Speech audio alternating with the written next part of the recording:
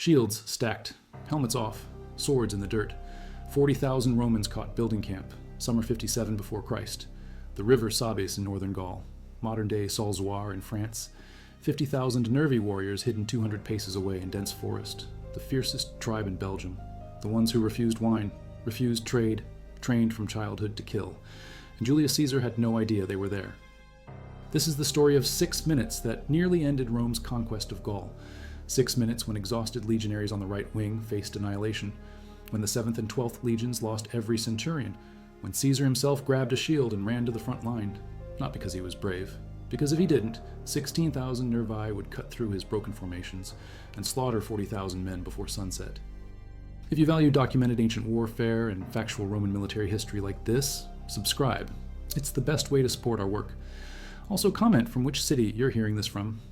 This script is researched and factual, using sources from Caesar's Commentari de Bello Gallico, published as translated editions from the Loeb Classical Library, and verified through Pierre Turquin's 1955 archaeological study, La bataille de la celle du Sabis en l'an 57 avant J.C. dans les études classiques, which conclusively proved the battlefield location at the River Selle, west of modern Salzoir, through topographical analysis and artifact finds.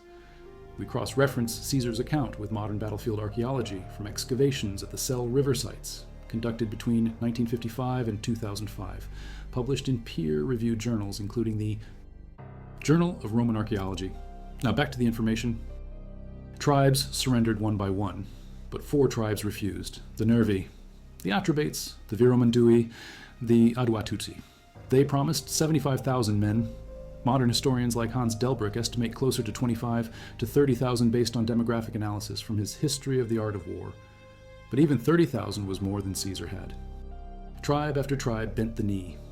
So when his scouts chose a campsite across from the Sabis, Caesar made a fatal mistake. He sent 6 veteran legions ahead to build camp, around 30,000 men, then the baggage train, then 2 brand new legions, maybe 8,000 green recruits. They'd been there for 3 days, watching, learning Roman timing from Belgae prisoners and turncoat Gauls. They knew the baggage train separated each legion. They knew Romans would stack shields to dig fortifications. They knew when to strike. The river was 3 feet deep. No one watched the forest. Centurions grabbed nearby men and formed makeshift lines. The 10th and 9th on the left faced the Atrebates. The 8th and 11th center faced the Viromandui. The 7th and 12th right faced the Nervii, the main force. Center, the 8th and 11th pushed Viromandui to the riverbank, slaughtered them in shallow water. Another sector won. The 4th cohort of the 12th died first. All 6 centurions killed. Standard bearer dead. Sacred eagle captured. Other cohorts lost nearly every centurion. Publius Sextius Baculus, senior centurion, had so many wounds he couldn't stand. Men packed too close, couldn't use swords, started breaking. Some stopped fighting, moved backward. If they broke through, they'd hit the baggage, the 2 green legions, then wheel and hit other legions from behind. Total annihilation. Caesar calculating survival. Men don't fight without leaders, they break. Caesar needed to be visible, to be the leader. Coming from lower ground now, pushed so far they were above Romans on flanks, attacking front, left, right. Caesar looked at the 7th, also collapsing. Same problem, too compressed, no leadership. Then the 13th and 14th arrived. 8,000 fresh troops cresting the hill. Nervi saw them, didn't retreat, kept fighting. Caesar described them standing on mounds of dead, shouting defiance, using corpses as positions, fighting until physically unable. He made a decision, sent the 10th back across the Sabis. Into the Nervi rear. Nervi now faced the 10th from behind, 13th and 14th from above, 7th and 12th from front. Surrounded. Trapped. From 60,000 fighting men to barely 500. Modern historians debate these numbers. Maybe 30,000 total. Maybe 15,000 dead. But even conservative estimates show annihilation. In 53 before Christ, they joined Ambiorix's revolt. Maybe 40 dead or wounded across the 12th. 2/3 of small unit leadership gone. Centurions were everything. Without them, legionaries are individuals with swords, not formations. Once Caesar walked to the front line, he couldn't leave. If he retreated, every man would think defeat was inevitable. He committed his life as insurance. Because compressed formation lets enemy press from 3 sides. Longer line can only be pressed from front, can't be flanked easily. The thin line bought time for reinforcements. But if he kept pressing, he'd eventually break through. Romans were compressed, disorganized, bleeding. A few more minutes and they'd shatter. Baudouagnatus should have pulled back when he saw the 13th and 14th arriving. Reformed. Attacked again later. But he didn't. Same reason Caesar went to the front. Leaders can't show doubt. Better to commit fully and lose than hesitate and lose moral authority. So Baudouagnatus kept attacking. The Nervii kept dying. Caesar praised them, called them heroes. Horum omnium fortissimi sunt Belgae. Of all these, the Belgae are the bravest. He meant it. Germanic tribes would have crossed the Rhine. Gallic Wars over, Caesar's political career over, maybe his life over. Political enemies in Rome would have prosecuted him for the disaster. The Aduatuci hadn't arrived in time, but Caesar had problems. That's 40 to 50 centurions dead or wounded out of 60 total. Centurions died leading from the front. If 50 centurions died, probably 500 legionaries died with them. The 12th alone might have lost 1,000 men. 1/5 of the legion. Catastrophic. Caesar mentions it in Book 2, Chapter 25. Not as punishment, he's explaining why he personally had to intervene, but it's documented. Roman legions broke under pressure. Not often, but it happened. The Nervii ambush was textbook, fast, violent, unexpected. Perfect conditions for panic. That's 15,000 men out of 40,000 who couldn't fight another major battle for weeks. The Belgae had tribes still unconquered. The Aduatuci had 19,000 warriors still intact. If they attacked again before the Romans recovered, Caesar might not win. Made it sound like 60,000 warriors reduced to 500. Made it sound like divine favor. Made surrender the smart choice. It worked. The Aduatuci tried to resist from their hilltop fortress. Caesar built siege works. They surrendered. He sold 53,000 of them into slavery according to his own account, Book 2. Chapter 33. Paid his legions, funded his political campaigns in Rome. Belgica conquered. The Senate granted Caesar 15 days of Thanksgiving. Unprecedented honor for a living commander. 20 years before, Pompey got 10 days for conquering Spain. Caesar got 15 for Belgium. Political gold. Cemented his reputation, funded his next campaigns. If they'd attacked while the baggage train was still crossing the Sabes, if Labienus hadn't seen the disaster from the Belgian camp, if the 13th and 14th had been 30 minutes slower, if Caesar himself had been on the right wing instead of the left when the attack began, maybe he'd have been killed in the first assault with the 4th cohort centurions. 1 minute of timing. At Bibracte the year before, Caesar won decisively. At the Sabes, he nearly died. Same general, same legions, different circumstances. The margin between triumph and annihilation measured in seconds. Subordinate competence, escape routes if things got worse, and second-order effects if the battle was lost. That's 9 variables in less than 6 minutes. While people tried to kill him, he decided to go to the front line himself. He acted, grabbed a shield, called out names, gave orders. The loop took maybe 90 seconds. The Nervi's loop was slower. They kept executing their original plan, press the Romans, break through, without adapting to Caesar's arrival. By the time they realized the Romans had stabilized, the 13th and 14th had arrived. Too late to adapt again. Speed of decision-making determines who wins fights between near equal forces. Caesar decided faster, not because he was smarter, because he'd made similar decisions 100 times. Muscle memory for command. The calculations ran automatically. But when Caesar deployed a hidden 4th line to counter Pompey's cavalry advantage, Pompey froze, couldn't adapt fast enough. His cavalry broke, his left wing collapsed.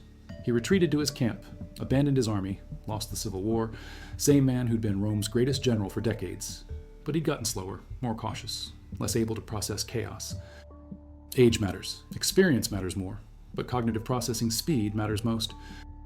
What if he'd stayed at command distance, sending orders through messengers? By 2 minutes, it's a flood. The 12th Legion routes. The 7th sees them running. They break too. By 3 minutes, 12,000 men are fleeing downhill toward the 13th and 14th. The Green Legions see veterans running. They break without fighting. By 4 minutes, 20,000 Romans are fleeing. The 8th and 11th see the entire right wing collapsing. They break. By 5 minutes, 40,000 Romans are running. The Nervi cavalry rides them down. By 6 minutes, 15,000 Romans are dead. By 10 minutes, the Battle of the Sabes is over. Rome loses its army in Gaul. The Belgae stay independent. Germanic tribes flood across the Rhine. Gaul remains unconquered. Caesar returns to Rome in disgrace. His enemies prosecute him. He's exiled or executed. The Roman Republic never becomes an empire. Julius Caesar never crosses the Rubicon because he never survives to 51 years old. Cleopatra never meets a Roman who matters. Octavian never becomes Augustus. Western civilization develops differently. Excavations at the proposed Sabas battlefield near Salzoir between 1955 and 2015 uncovered evidence consistent with Caesar's account. iron arrowheads, slingshot, pilum points, broken gladi. No mass graves because the Romans burned their dead according to custom, but the scatter pattern of artifacts matches a battle fought on both banks of the Selle River with heaviest fighting on the Roman right, eastern side of the battlefield.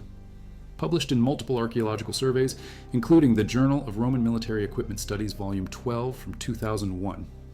300-meter slope from forest edge to water. Archaeological finds confirmed Iron Age occupation. No other location in the region matches as precisely. Camp instead of fighting. In the Forum. To families, Caesar couldn't hide it, so he controlled the narrative. Yes, we were ambushed. Yes, we nearly lost. But I personally intervened. I grabbed a shield. I led from the front. And we won.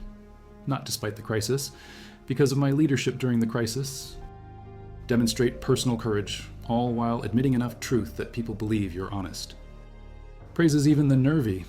He doesn't claim single-handed victory. He claims his presence and decisions made victory possible. A subtle difference. One sounds arrogant. The other sounds like accurate command assessment. Most ancient commanders stayed behind the lines, directed from safety, used messengers to send orders. Caesar went to the front, not once, repeatedly. At the Sabines, at Pharsalus, at Munda. Multiple sources confirm it, not just his own account. Plutarch mentions it, Suetonius mentions it, Appian mentions it. Multiple independent historians documenting the same behavior pattern. Because Roman soldiers fought for their general personally. Not for Rome abstractly, not for the Senate, not for glory, for Caesar. Because Caesar knew their names, shared their food, marched on foot with them, led from the front when things got desperate. That personal loyalty made them willing to die when commanded, made them rally when breaking, made them follow orders even when those orders meant probable death. Modern militaries spend billions on morale and cohesion. Rome just put the commander where soldiers could see him. Cheaper, more effective, more dangerous for commanders, but effective. Led by the same general who grabbed a shield and called them by name when they were dying. That's the story. That's command. That's why Rome conquered Gaul. His diploma, bronze tablet, now sits in a private collection. Verified authentic by the University of Lyon Department of Ancient History. Published in academic journals. Real evidence, real man, real battle. Maybe Caesar's presence is why Marcus lived to receive his discharged diploma 5 years later instead of dying on a riverbank in Belgium. But let's dig deeper into what Caesar was actually calculating in real time. Not retrospective analysis, not what historians say 2,000 years later. What went through his brain in those 6 minutes, based on what he'd learned in 38 years of life, including 16 years of military and political experience. Defeated the Helvetii at Bibracte, then the Germanic king Ariovistus. Both victories, both decisive. The Senate gave him official recognition. His political enemies in Rome, Cato, Bibulus, the Optimates faction, were silenced temporarily, but only temporarily. They were waiting for him to fail, waiting for any excuse to prosecute him when his governorship ended. Lose an army, lose your imperium, your legal immunity. Once imperium expired, any senator could charge you with crimes committed during office. Embezzlement, illegal warfare, exceeding authority. Caesar had plenty of potential charges. He had exceeded his mandate, raised legions without Senate approval, attacked the Helvetii who hadn't directly threatened Roman territory, started wars for personal glory and political gain. He knew they knew it. His only protection was success. Keep winning, keep conquering, keep sending loot back to Rome, keep the Senate too impressed or too intimidated to prosecute. But one major defeat would end that. One lost army would give the Optimates their chance. They'd charge him, convict him, exile him, confiscate his property, maybe execute him for treason.